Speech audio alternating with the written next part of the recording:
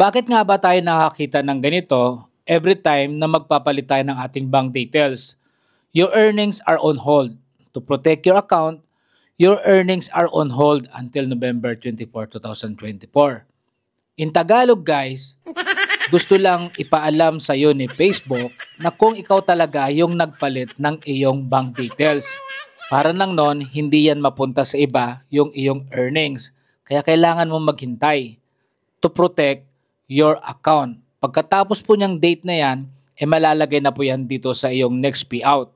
Kaya huwag kang magwo-worry dahil hindi po yan violation o restriction, bagkos yan po ay reminder sa iyo kung ikaw ba talaga yung nagpalit niyan. So hayaan mo lang yan.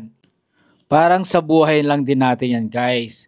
Palagi tayong nire-remind ng ating mga magulang na palagi tayong mag-iingat na kailangan pigilin muna natin yung ating mga damdamin para nang nun hindi tayo mapunta sa alanganin. Ang ginagawa mo, kakabreak mo lang sa jowa mo, sugatan pa yung puso mo, naka-on hold pa yan dapat na hindi ka pwedeng magmahal pa uli, gusto mo maghanap kagad ng iba at makibakbakan na naman, kaya tuloy, yung puso mo hindi pa totally nakaka-recover, sugat-sugat hanggang ngayon at hindi na makabangon.